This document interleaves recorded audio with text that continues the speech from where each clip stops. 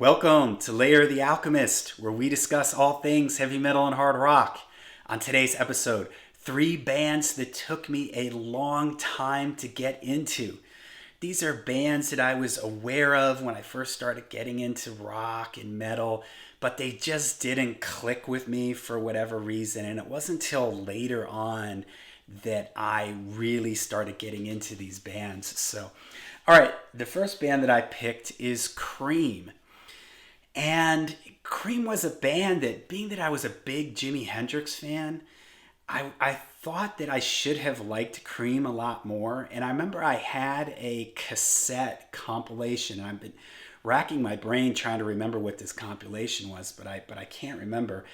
And I just remember it felt almost too bluesy to me, like the whole 12 bar blues progressions type of stuff. And I remember the cassette was real, the sound quality on it was really bad. I had read about Jack Bruce, but the quality of this cassette, it was super muddy, and I couldn't hear really what was going on.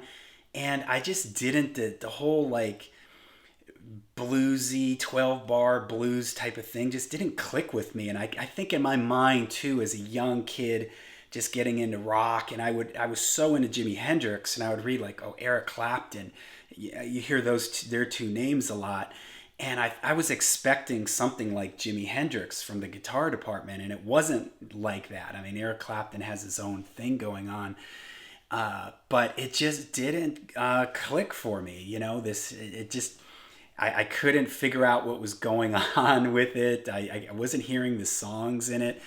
And it wasn't until I started collecting vinyl, like in the early 2000s, that it made an impact on me. And I think part of it too around that time, I started getting into like the Allman Brothers band. This is when I started collecting vinyl, like in the late 90s, early 2000s. And I really liked the Allman Brothers band. And then I started getting Cream on vinyl, and I was like, really started listening to these jams that they did live, and I started hearing the studio songs, and I just really got into it. I'm a bass player, so Jack Bruce's bass playing, for whatever reason on this cassette, I remember not being able to really hear what he was doing that well. And when I got the stuff on vinyl, it just jumped out at me, and I was like, wow, he's an amazing bass player. And even though they are a very blues based band, and they do a lot of 12 bar blues type jamming things, like Crossroads for instance,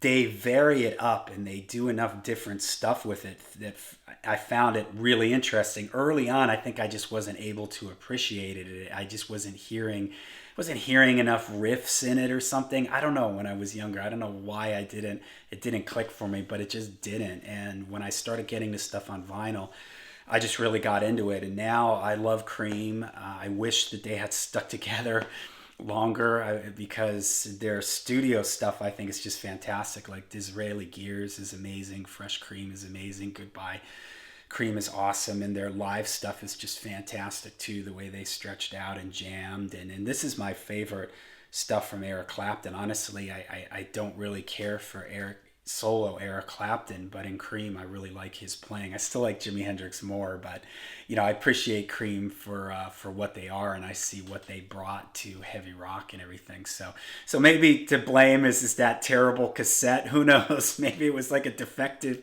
cassette or something like that, and I was just so young I didn't realize it. But I don't know. Who knows? All right, the next band, and this may surprise some people, because this is a band that I talk about a lot and that I'm really into, but it took me a while to get into this band. And it wasn't that I didn't like them early on. I had some of their stuff, and I liked it, but it just didn't really grab me. And that band is Blue Oyster Cult. So I think what happened with Blue Oyster Cult with me is, sometimes when you have an expectation going in with the band, you're expecting to hear something. and then that band is different than that, and it sort of throws you off. It's like with Cream. I kept hearing Eric Clapton and Jimi Hendrix, they're contemporaries and peers of each other, people arguing who is better, and I was expecting Eric Clapton to sound like Jimi Hendrix, and he didn't, and that threw me off. Well, with Blue Oyster Cult, I kept reading that they were heavy metal, and I kept hearing them getting compared to Black Sabbath. So I was expecting this band that was going to be, heavy riffing like Iron Man and stuff like that. And of course, I had heard Don't Fear the Reaper, Burning for You, and Godzilla. So that almost sort of reinforced it too, because those are some of their heavier, sort of darker songs. Like Don't Fear the Reaper, Godzilla is sort of a Sabbathy kind of riff. So I was expecting a lot of that kind of stuff, Godzilla type stuff. And I think it was Agents of Fortune was the first album that I had by them, and then I think I had their first album, and I liked it. It wasn't that I didn't like it, but I was thrown off by the different things that they did, like the different styles. It wasn't as heavy as I was expecting it to be heavy. It wasn't, nowhere near as heavy as like Black Sabbath. The vocals, it threw me off a little bit because there were different singers and everything, and I was confused by that early on. And it wasn't until, man, I'm going to say like about 9 years ago or so that it really just started to click for me. And I really started, I got all their stuff on vinyl, and maybe that's a theme here. When I started getting this stuff on vinyl, it started clicking for me. And I started getting into the lyrics, and I sort of cleared my head and was like, okay, Blue Oyster Cult for me is not a heavy metal band. I just took them for what they were and started appreciating the way they were able to play so many different styles. Like you have Spectres, the album that has Godzilla on it, has a lot of melodic rock on it. You have their first couple albums, the black and white albums, have their own sort of sound to it. Cultosaurus Erectus is a little heavier. And I started appreciating how they were able to do so many different things, and it really just hooked me. And then I started getting into the lyrics, and I think as a young kid in the 80s, first getting into rock and stuff, their lyrics were just probably above me at that time, and I just couldn't understand it or appreciate their lyrics.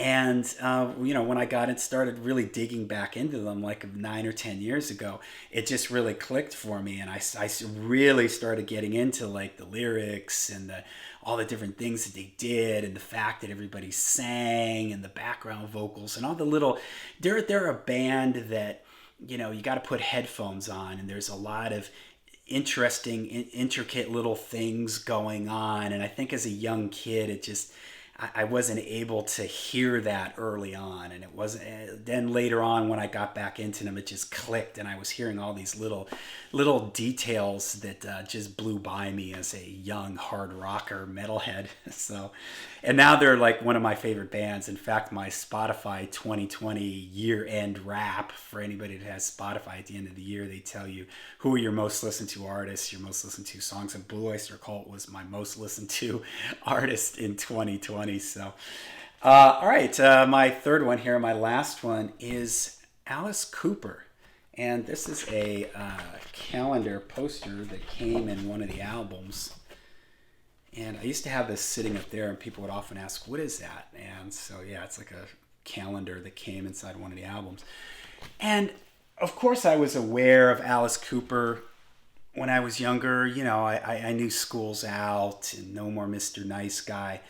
I think what happened for me with Alice Cooper is I was hearing his 80s stuff, like on MTV, like Hey Stupid and stuff like that. And I didn't like that stuff. It didn't work for me at all.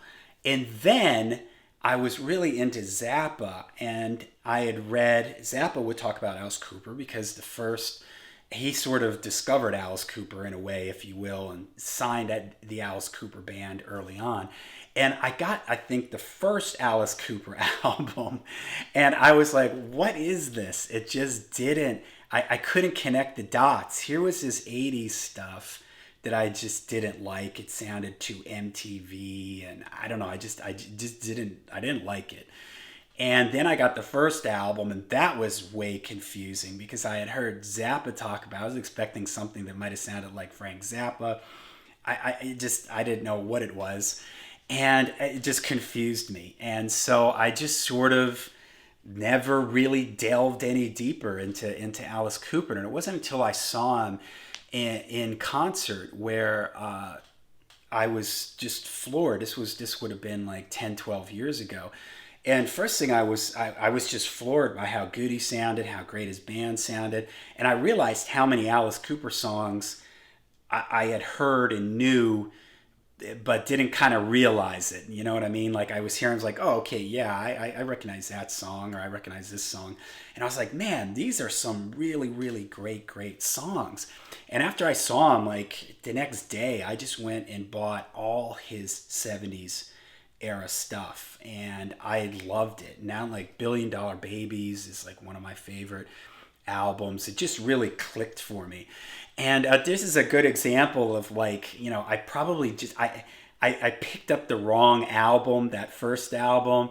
I was affected by his 80s stuff, so I was sort of confused, thinking like, well, what was he doing in the 70s? You know, it didn't make any sense to me. So this is sometimes what can happen is if, right, if you find an artist, maybe if the first album you get by them is like some album that's not like any of the other records, or it's them experimenting in a different direction, or the band has changed their sound and you came into that band, you know, after this point, right? I'm going to make a video on bands that have changed their sound. You know, for instance, like Genesis.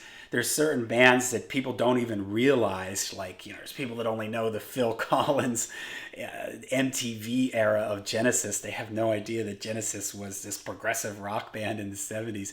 So sometimes that can happen. You know, you just sort of, you pick up the wrong album, you get some impression from some song that's on the radio or something like that, and you never get around to hearing them, and then all of a sudden you hear some of their other music, and you're like, it clicks for you. So that's what happened with me and Alice Cooper. And now all three of these bands are bands that I just really love. You know, they're some of my top bands. So all right, so there you go, three bands that took me a while to get into them. What are some bands for you? Bands that early on in your musical journey, they just didn't do anything for you, and it wasn't until later on that something just clicked for you. Who are those bands, and what is it that suddenly got you into those bands later in life? So let me know down in the comments some of those bands for you. Make sure you hit like and subscribe, and until we see you again, make sure you rock hard and ride free.